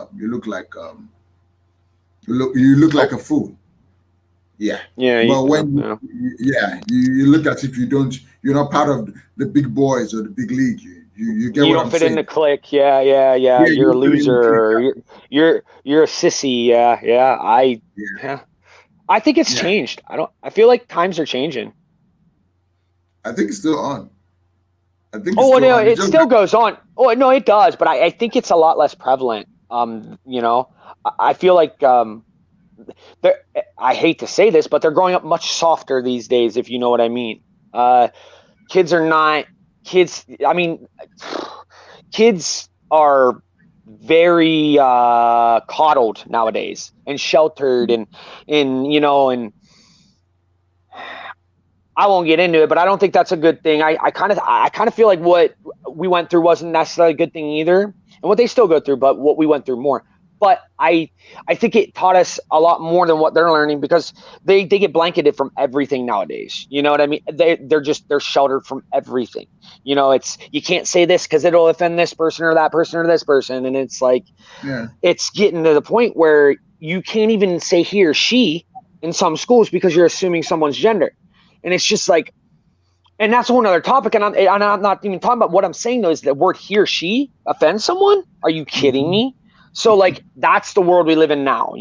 I couldn't yeah, imagine it being that way when I grew up, so I feel like the world's getting much softer, especially over here in the United States. I mean, it's and I don't mean like I mean that in a polite way. I don't mean that in like, oh, like he's soft wuss. I mean that in like they're not they're got very thin skin because they were never allowed to get thick skin. mm, and you think Like you're not that, allowed to criticize anymore. You can't criticize people anymore, even if it's constructive. Like you're being mean or whatever. It's out of control, man. okay? Are you going to blame anybody for taking drugs? That's probably, oh, my dad and my mom were not there, or I was too loose. Probably if someone was there, I won't be given that opportunity to have drugs. Would you put your blame on anyone? No. Um, it's no. You gotta take responsibility for your actions. I don't care what it is, unless somebody literally has a gun to your head, and there's no excuse for it. I don't think there's any in the world, or in a crazy hostage situation, some extreme situation you're probably never gonna be in. Hopefully, no. There's I mean, you got to be honest with yourself, like I said earlier, and it's. I mean, you got to take. That's the number one thing, is being able to take responsibility for your own actions and being able to recognize when you're wrong and admitting that, and then working on why you were wrong. Knowing why you were wrong and fixing that. So accountability, you got to have accountability. You have to, and I think everybody does, and I think everybody should. Like I said, my excuse was, the molestation and rape when I was younger, and that's just an excuse. I can only blame myself, not the guy that raped me. I can only blame myself for allowing that to get to me so bad and not talking to anybody about it, or trying to figure it out and just holding it in. That's my fault. That's not his fault. That's my fault. And yeah, he did the deed, but he did the action, but I never then took the proper, measures to, address that problem, and instead didn't take accountability. It was like, oh, it's all, I was molested when I was younger, I'm gonna do drugs, and it's immature, and it's not the way to go. Accountability is number one, and that's, my daughter will be. See, I really was never held to much to accountability because my mom had to work constantly, but my daughter, she's gonna be taught accountability big time. That's something I would definitely instill into her, and I do already. And my mom's like, "Man, you're harsh on her." I'm like, "No, Mom, she is going to know," because my mom coddles her. I live with my mother. We live in a duplex, basically. I live upstairs, and then she lives downstairs. Well, we have a whole house up here, but she babies Haven. You know what I mean? And she like never she's not really disciplined with her, and she spoils her. It's grandma. And I'm like, Mom, listen, I'm not going to spoil her. I'm going to treat her like her dad. I'm not her friend. I'm not her grandma. I'm her dad. Yeah, I love her, and I'll play with her, and I'll be cool with her, but I'm not her friend. And I'm not going to coddle her for things that she shouldn't be coddled for, or something that she did. Like, she'll drop a toy on her foot, right? And I told her, don't pick up that toy and hold it like that. And she does it. And then she starts crying and freaking out. And I'm like, don't come to me. I already told you. My mom's like, you're so harsh. She's only 2.5. And I'm like, hey, the sooner I can teach her, the less problems we'll have in the future. But then she's always got, I go out of the room and grandma goes and sweeps her up. Like, damn it, Mom. But accountability, got to have accountability. I mean, there's no excuse not to. I honestly, you got to, and ask yourself, is what I'm doing right now worth the repercussions it could have? And if it isn't, weigh your options. Like, weigh your options. Okay, all right. If I do this line, well, there could be laced with something. I could die. I could get addicted. The cops could come in here right now and arrest me. I could lose everything I have. Oh, well, I can get high. Well, that sounds like a lot more cons, or cons than pros. So I'll lose my family. So I think that's a big thing. You need to weigh your options. And a lot of people don't think, because you're right. Like Afani had said, it is like an impulsive act. So some people don't even take it that far to weigh their measures. They just, do it. But if you can remember to just stop for a second and weigh your options, and just think about who you're letting down more so than yourself, Accountability. True. Now, talking about taking you a little back, you said you were raped at the age of 4, right? Yes. Okay. Actually, last week we had healing processes for sexual. Last show we just did last Friday. I had about 2 women, three women. Yes, Lauren, Wayne, and also Ogushi, Oluwaseun. Yes, and we got to talk about the healing process for sexually traumatized victims, and most of them it's just down to the same thing of rape. The healing process for rape survivors. We don't need to call them victims because for someone to survive something and get over it, that person is a survivor. But a victim is someone that cannot get over it. So, and we talked about this rape issues. Actually, we had a story of a woman that was raped at the age of 13, which led her into prostitution. Uh, it has been really touchy and funny. You were raped by a guy, right? Yes. A Yes. guy. Yeah. So A male. a guy. That's a man. Mhm. So that Yeah. means Yeah. It was a so man. that Yeah. means the guy is gay, right? Yeah. He actually was. He actually was. Not to like be like, oh, but I'm pretty sure I was 4, but I'm pretty sure he was. Um, I'm almost positive that he was. I can't say 100%, but I can say about 99%. I'm pretty sure that he was. But when he raped you, what was your? Can you remember the incident? Can you remember what happened? I could literally describe it to you like it was yesterday because I think Okay, about it fine. every day. There's not a day that goes by that I don't. It's there. You know.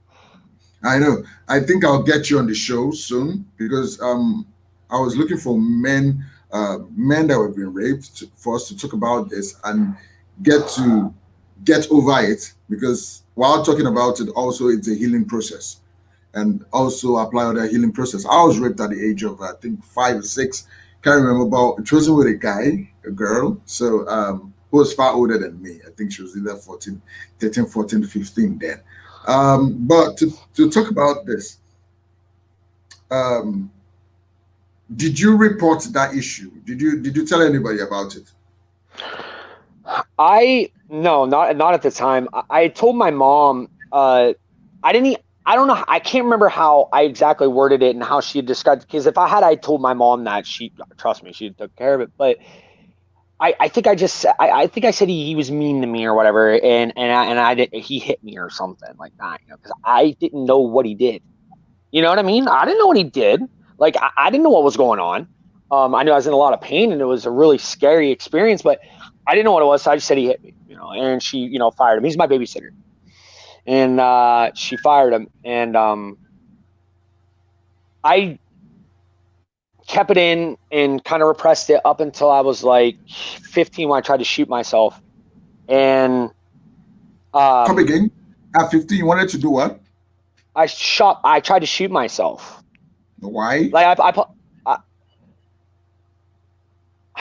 that's a good question. Well, all right, I had repressed those feelings of that rape and stuff down so far, and then they started coming back up because I was getting sexually active with girls, and I don't know why. Now, don't ask me why it did come up like that, right? It's weird. I know it's really weird and awkward, but it did, and like my mind was just I couldn't handle it because I already suffer from a lot of mental illnesses, and that on top of it was just like I was going crazy, and I was doing drugs and stuff like that, and had the gun in my Yeah. mouth, pulled the trigger. My friend, the one that introduced me to cocaine, hit my hand like this. The gun went off in the ceiling, and I ended up in 2 mental institutions and whatnot. But I didn't say anything till then, basically, and nobody knew because I didn't say anything, and I finally just broke down and told my mom one day, she asked me, she's like, "What is wrong with you? Why are you acting this way?" and stuff like that. And I don't know why I held it in so long. I think a lot of it was I was confused. Um, I wasn't necessarily like scared of the guy or whatever. And what's really ironic about it is he delivers pizzas here in my town. I wasn't like scared of him or anything like that. It was just I don't know. I felt like it was insignificant in a way, right? But then when it Mm. all started coming up, it was like, okay, this isn't insignificant. This is serious. And so I didn't tell I was like 15. So subconsciously, I'm sure it was back there, but it didn't really rear its head, which is weird if you think about it, It's like, how could you? It's not that I forgot it, but again, I didn't know what it was either. So I wonder how many times that happens. That scares me to like kids and stuff, and they just don't know what's happening, so nobody ever finds out or whatever. I understand. Um, hmm. Yeah, if you're a Actually, victim out there, if you're a victim or a survivor, tell someone. I don't even care if it's I don't even care if you call up your local McDonald's and tell someone, get it off your chest. True, because what part of the healing process is trying to tell someone so you'll be able to get out of it. And I understand your pain of how being raped, then getting into drugs at the age of 13. Yeah, Yeah, right. I understand. Everything will get I messed up. Yeah, Yeah, it's subconsciously it was there, and that is probably why I did choose to do the drugs, right? But again, that's an excuse. But it was definitely a contributor. I think you're right. But again, it didn't start rearing its head until I started getting like sexually active with girls, and then that's when it was like, and I don't know, it was so weird, it's so awkward to talk about, and I don't mean to laugh, but like it was just so awkward at that time. You're going through puberty, you're messing around with girls. I was a popular guy, like and it was really awkward. Like to be getting ready to do something with a girl, and then here comes all these just demons, suppressed for years, coming out of nowhere. And it's like, whoa, it's like, am I on drugs right now? Like it was just weird how activity made that, feelings come back. It's weird. It's weird how like subconsciously my brain that was there and waited for that moment to happen. I don't know, that to me is just, I don't think you could explain something like that. I don't think there is any type of way to explain that. I understand, but I'm also happy that after that you got you found women attractive and started going after them. I'm really impressed and happy for that because I know how many people that have been either raped by gay victims, gays, and they happen not to get over it and they continue in that trend. And it has been really disastrous because some of like my culture here in Nigeria, the Africans don't like it. It's a No, kind of I'm very familiar with the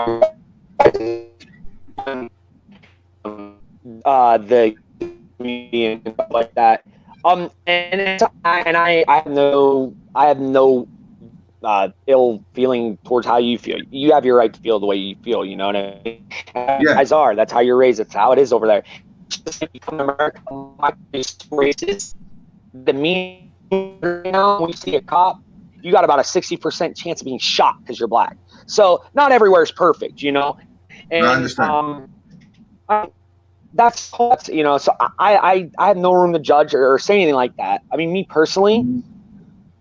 I mean, I I think the two may correlate in a way, but I think a lot of it is just here in my country, you can get away with it so easily. Mm, It's like mm. there's so many of them. It's wild how many child molesters and rapists and stuff there are in this country.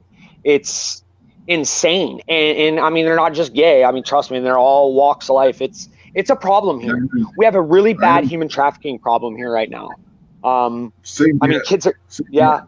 over a million kids came up missing last year. A million in the Wow. United States, the greatest country in the world, safe and, okay. Like I'm afraid to let my daughter walk down the road, and I mean that. I'm serious about that. And call me Mm, crazy and people can say whatever, but I mean, it's bad. It's so bad.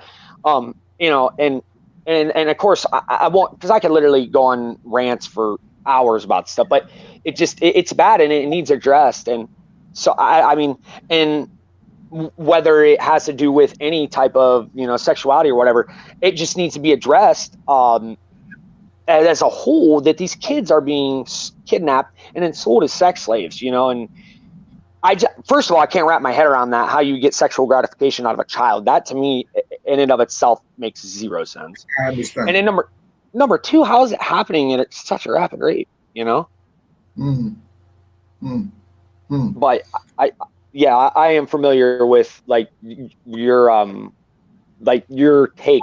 And you're a Christian, right? Yeah.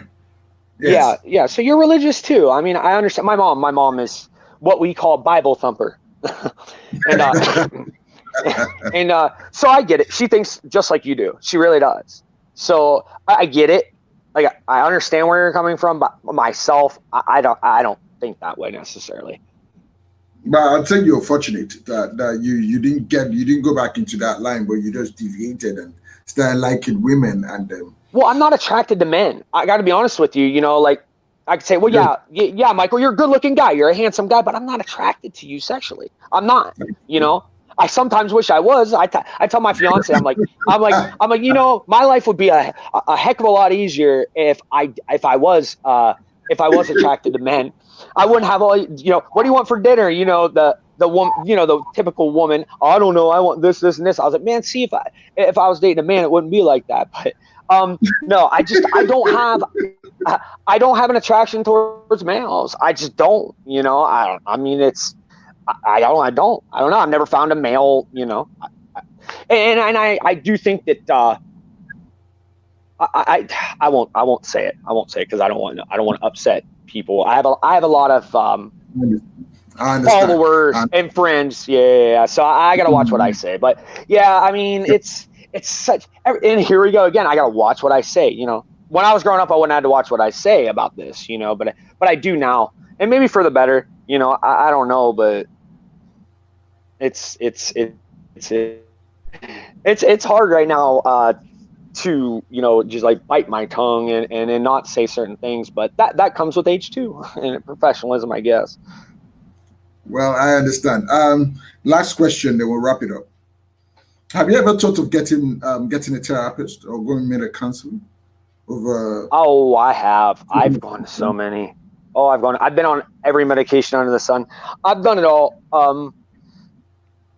I personally that doesn't work for me. Talking about my issues and things like that typically doesn't work. I have to put them out about this isn't going to do anything for me. I have to address those feelings internally. I have to accept those feelings and then find out why I'm having those feelings. It's a process, and it's hard to do, and a lot of people can't do it. And in fact, I struggle with it a lot. But I've always been a type of guy that suppress things. I don't like to talk about, you know, I don't like to be like, woe is me. I'm sad today. I feel this way. You know, I don't know. I just, you know, I don't, it's just not my style. Not that that's if for anybody that does that's a bad thing, but I don't, and here in the United States, what we call Western medicine, I refuse to even acknowledge it anymore. It's another crooked, it's a business. They don't care about anybody. You know what I mean? It's a business, and business is business, and business is strictly financial. And that's all they care about. They don't care about your life or anything like that. At the end of the day, they care about, you know, getting paid like anyone else, and understandably so. But I mean, I've seen, you know, our opioid addiction over here right now because of prescription pain medication is so bad. I found a needle down the road from my house the other day in my tiny little town. I never thought in a million years I'd find one. A needle in my little town, my little cozy town. I'm like, and I looked at my fiance. I was like, we got to get out of here. We got to get out. We got to get out of this country. Like, we got to. We cannot. When my mother passes, and I hope that that's never, but when she does, I can't raise my daughter here. I can't. You know. Well, because can you share some of your healing processes? Well, a lot of writing. Should we save it for next time? Yeah, we can save it for next time. It's up to you, because who knows, with me, I might go on a 10-minute rant. I don't know. But a couple things. Writing, Chris, I was told I used to go to a pastor, but I go to his house because I didn't really like churches. Yeah. And still to this day, I consider him a mentor, Pastor John Macon. Okay.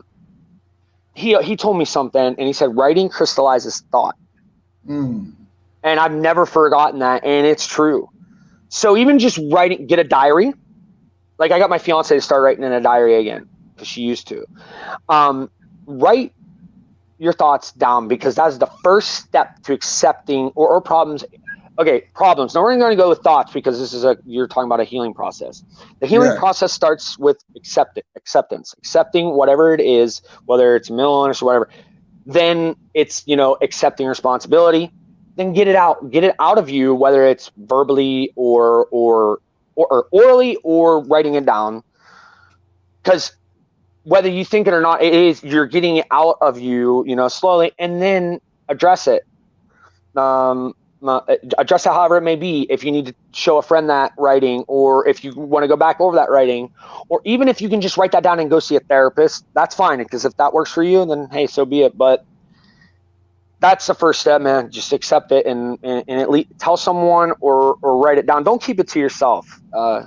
Because hey, you never know. Whoever you talk to, it could be a friend, it could be a teacher. You know, I talked to a lot of my teachers in school. They were my counselors when I was in school. But just talk to somebody, because even getting it off your chest, and you may impact them. They may be going through the same thing. And always remember this too. You're not the only one going through what you're going through. So stop boo-hooing, because there's somebody out there that has it 10 times worse. Okay, and you're not the only one that's. You don't be so selfish to think that your life is that bad. Beautiful. Beautiful. J Mac, thank you so much. J Mac, I haven't been called that since almost high school. No problem, Michael. I appreciate you having me on here. See, this was kind of like therapy for me. This was like therapy for me. I appreciate it. Yeah, and I hope to see more of you. We hope to see more of you on the anytime. Let me ask, what's your win-win? What's my what? Win-win. Your win-win? Yes. What's that win-win? Like, okay, how should I address it? I'm trying to get it a right phrase for it. Okay. What do you believe most in? Like religious? Like, what's my like spiritual? I don't believe in anything. Nothing. And people are like, well, you're an atheist. No, I'm not an atheist. I'm nothing. I don't believe in anything. I just don't. Yeah, I just think that you know, when you pass, and that's it. But I'm not looking at it from the religious angle. Just generally, what do you think about yourself? Just let me use that word, yourself. Yes. Well, I already told you, like. But you kind of made me start thinking a little different, believe it or not. I never really looked at the way you told me, how I said, you know, my life isn't important. But you're right, it is, because, you know, it doesn't make sense that my daughter's life's important, which in turn makes my life important, but my life isn't important. So, yeah, no. I believe in my family, my mother, my brother, my mother, Debbie, my brother, Carney, my daughter, Haven, and my fiance, Amanda. And myself. That's what I believe in. That's what, you know, keeps me going and inspires me and makes me want to, you know, be here still, because I deal with immense amount of physical pain every day, you know, and my family's definitely the rock that keeps me above ground, and definitely my support system. Great. That's beautiful. Where can people meet you? Right there, James Davis McAllister on Facebook. I'm a friendly guy. My inbox is open if anybody ever needs to talk about anything at any time of the day. And I mean that. I really do.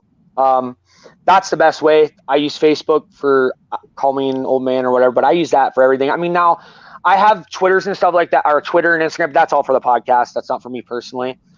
It's mine, but you get what I'm saying. Yeah, just hit me up on Facebook. That's the best way to do it. James Davis McAllister. Send me a friend request, or if I can add any more. If not, just send me a message. So, what of your podcast? Can you tell us a little bit about your podcast? It's called From the Stash Podcast, and it's kind of hard to see, but I got little handlebars.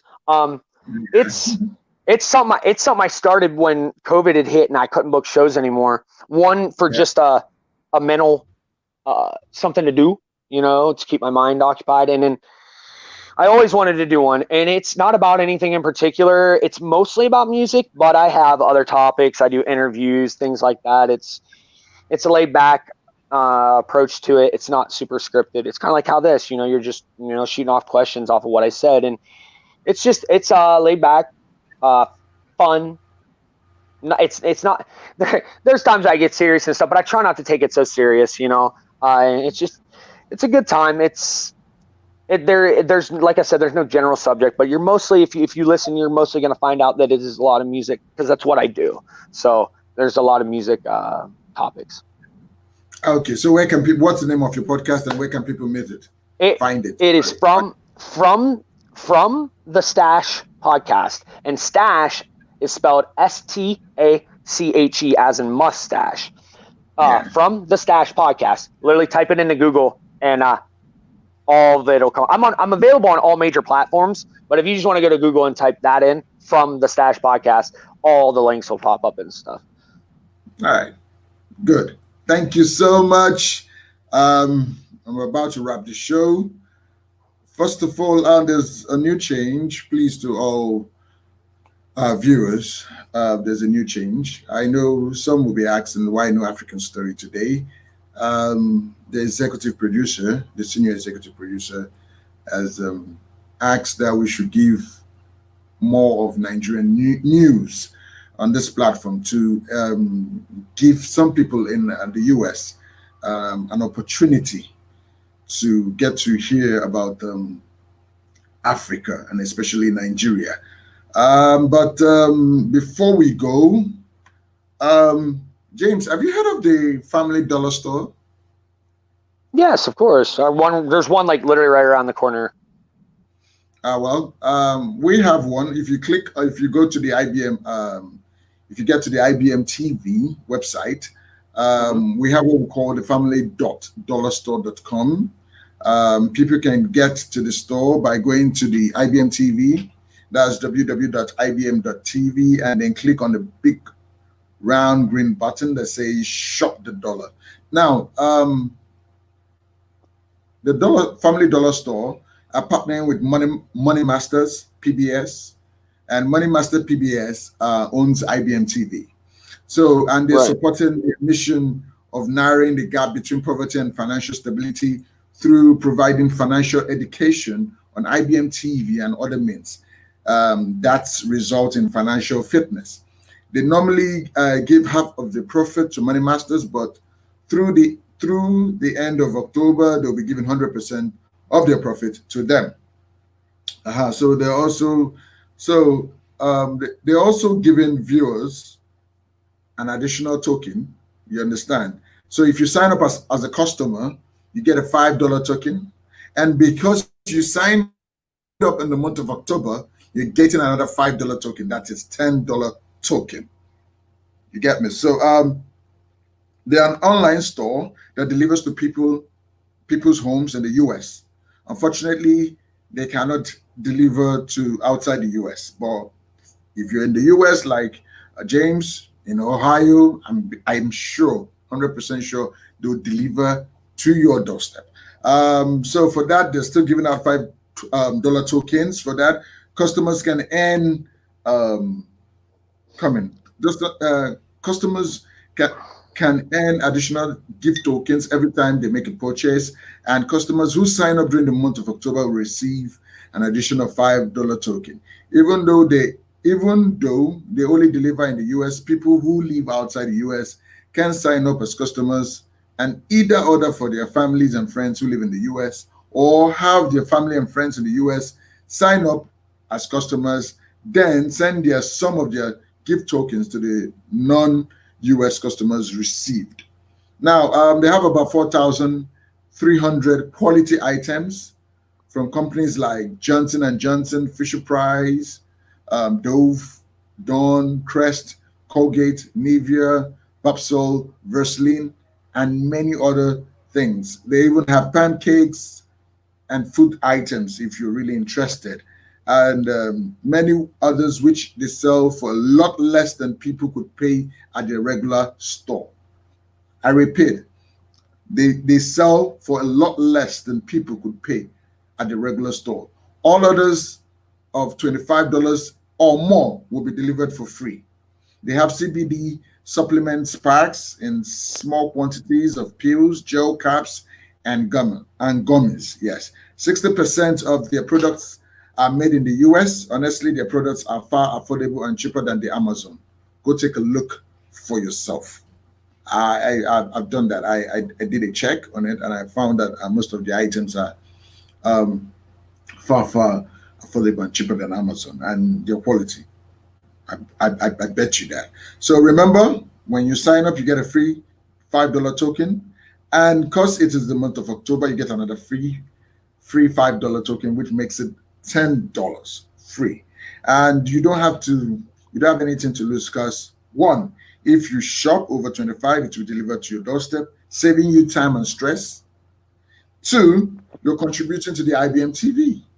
Three, saves you from getting COVID because you need to stay indoors to be safe.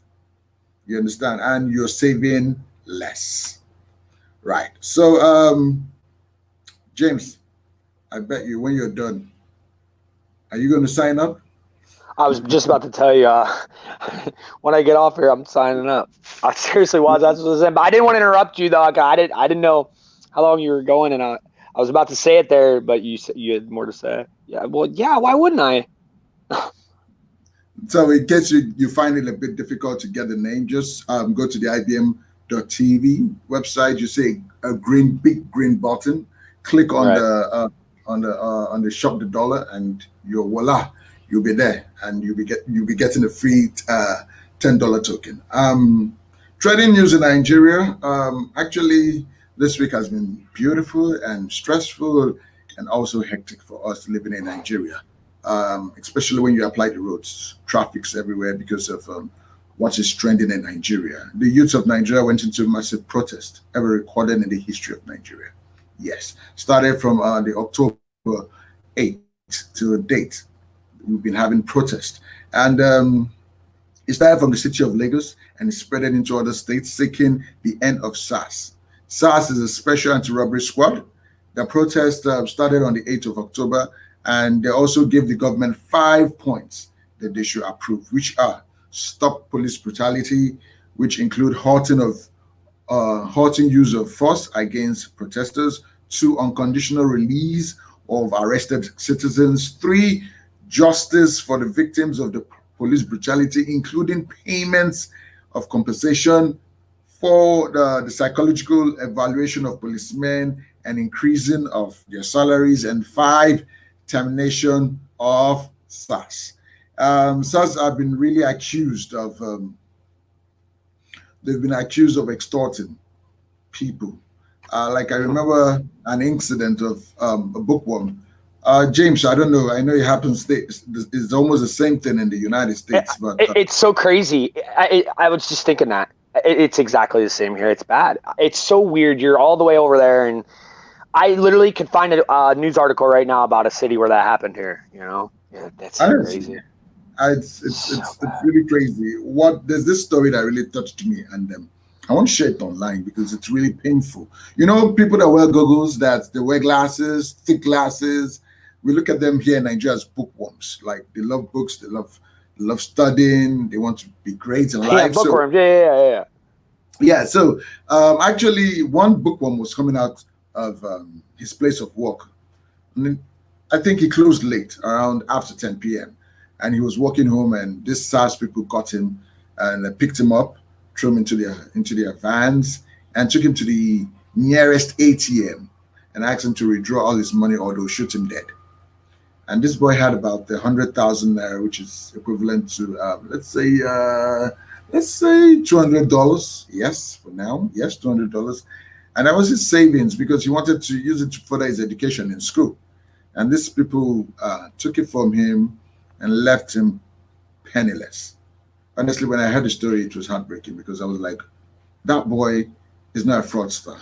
He's neither a criminal. He did not wrong. So why extort from him?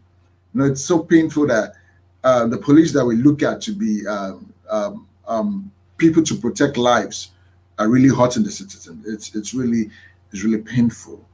And they've been accused of extorting, police brutality, and illegal arrest on the citizens. So this protest by Monday spread into other states like River State, Oyo, Ondo, Imo State, Kwara, Enugu, and Adamawa states. All celebrities, youths, people from different walks of life got involved with celebrities, adding their voice to the protests and drawing international support from the likes of Kanye West, Terry Songs, Manchester United ex-footballer Rio Ferdinand, Star Wars actor Johnny Boniga, Ozil, and Marcus Rashford, all coming out to support the protest via Twitter.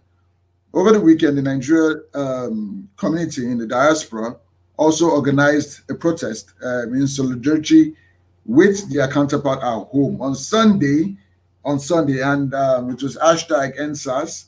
This protest took place in Canada, England, Germany, and the United States.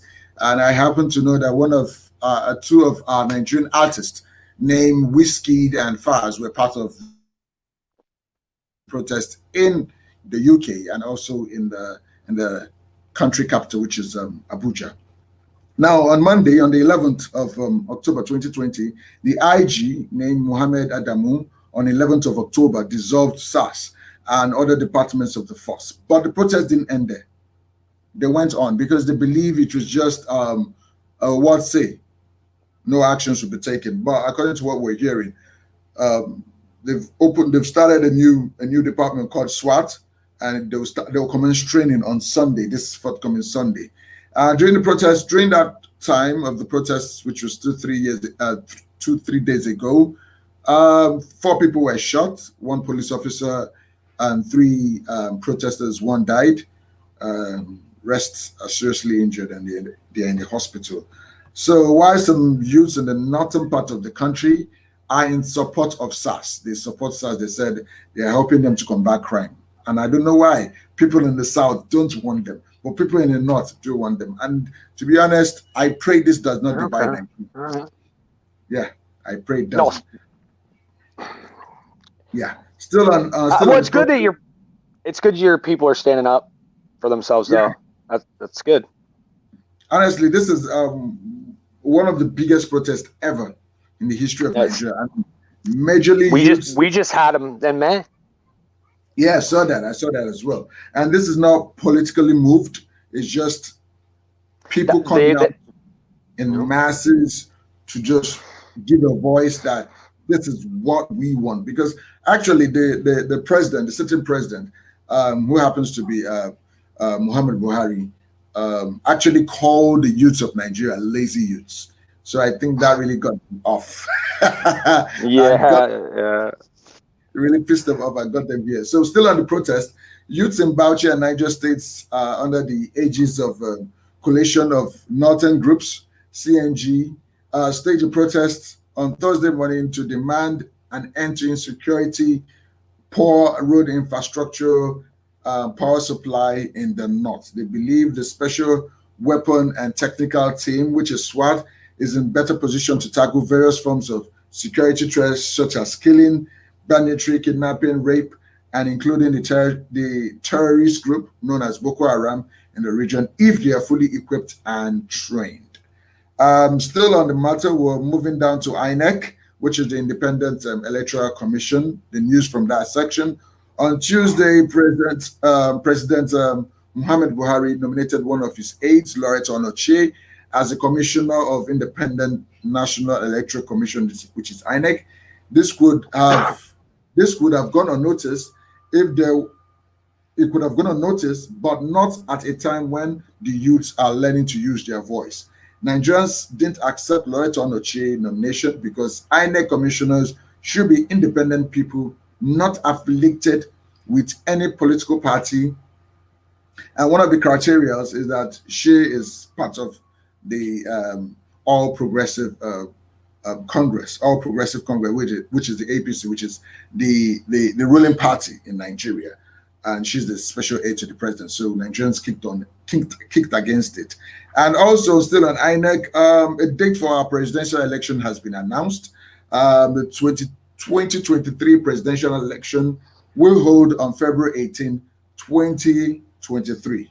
The INEC disclosed that by the chairman, Professor Muhammad Yakubu, disclosed that on Thursday. Now on sports, Nigerian winger Victor Moses has joined Russia club Spartak Moscow on a loan from Chelsea. Okay, I think we're done with that. Before we go, it's our custom to share an African proverb. But before that, please don't forget to send us your questions, experiences, and comments on whatever platform you're watching. Is it our Facebook Mind Closet page, Mind Closet 101 page? Please feel free. And if you have any story to tell us and you really want to hide your identity to keep you anonymous, we'll surely do that.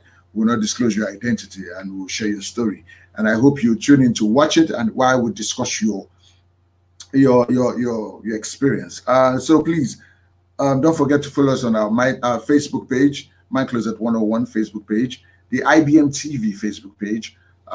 You can also hit the subscribe button for our YouTube channel for more exciting, educative, and inspirational shows on the IBM TV. Now we are having about 100 and I think 102 shows on the IBM TV. So please, it's always fun. Don't try touch that dial because next is Med Friday. It's going on as we speak. So once I'm done here, we're going into Med Friday show. An African proverb for the week. Yes. Today's last week we talked about one. So today we're talking about yes. Okay. If a child washes his hand, he could eat with the kings. Is a proverb. If a child washes his hand, he could eat with the kings. Meaning, if you're prepared and allow yourself to be well trained when you have the opportunity, you will achieve a lot and be favored in due course. So it said, if a child washes his hand, he could eat with kings. Meaning, if you are prepared and if you prepare and allow yourself to be well trained, well mannered, when you have the opportunity, you achieve a lot and be favored in due course. Don't forget, our shows still remain the same, which is after this is Med Friday. We also have Financial Friday. Down to our shows, so don't touch that dial. On Monday, it is Economic Monday. Radio talk show with Mark Lee. Hashtag Win with Win Kelly Charles. She empowers women. It's a program for women. So if you really want to be that a unique woman, don't touch that dial. Tune into hashtag Win with Win every Monday. On Tuesday is World News COVID-19 and Celebrity Tuesday. We also have Vivian China. For those that plan to go to China, but because of COVID, you can't go. Why don't you tune in and watch Vivian display African Chinese? Vivian display Chinese food. That's Asian foods. And you get to learn how to prepare them yourself. Wednesday is Startup Wednesdays and With Wednesdays. Startup Wednesdays is for entrepreneurs. And last week they were talking about investment. So if you want to grow your business, I advise you to tune into Startup Wednesdays on the IBM TV. On Thursday is Podcast Thursday, where all podcasters come from all over the world to talk about general stuff, news, politics, entertainment, everything. We talk about it on Thursday. On Friday, it's Financial Friday, Mind Closet 101, and also Med Friday. On Saturday is Spiritual Saturday, Chess Stars with Sasha for chess lovers. If you want to be like Sasha himself, that's the chess master. Why don't you tune in on Saturday? We have also DJ live music. So if you're a music lover like James, you can also watch DJ live music on Saturday. We have Starry Saturday and School of Economics with Sheriff, all for all entrepreneurs. I'll advise you to do that. You get to know more about policies in your countries and how to move your business forward. On Sunday is Super Sunday, and my sister from South Africa, the Alexandra May Cafe. Yes, it's about, I think you get to be on it very soon, James. Just for music lovers, for artists, directors, managers, where they come on the show to talk more about music and how to promote your music. That's where it's been done with Alexandra May Cafe on Sundays. Still here on the IBM TV, so don't touch that dial. And please don't forget to follow us on social media, hashtag IBM TV, hashtag IBM TV. And because you're watching Mind Closet 101, please also follow us on hashtag Mind Closet 101. Now, what will you be doing with your Friday? I'm actually. Oh, I thought you talking to me. Yes, I wanted to ask you, what would you be doing with your weekend? I am. When I wrap this up with you, I have to finish editing my podcast that goes out tonight. I'm getting ready to go over to a friend's of mine right now and take my daughter over there after we wrap up. And tomorrow I got interviews all day. I have 2 interviews tomorrow I need to do for my podcast, and so tomorrow will be spent doing that all day. And then Sunday I have a podcast comes out, and put that out and watch NFL football, Uh, and that'll be my weekend. I hope you will not be Exciting. going out. But I hope you'll not be going out. You'll be indoors all through. Oh yeah. I'm not going anywhere. I mean, right now I'm going to my friend's house. My friend's house. But no. Yeah, I'm a recluse anyway. I don't leave my house like ever. I understand. Thank you so much. So, to all our viewers, this is where we call it a wrap on the IBM TV. Microsoft 101 on the IBM TV. Thank you for watching. And in Igbo, I'm going to tell you goodbye in Igbo, which is Pardon.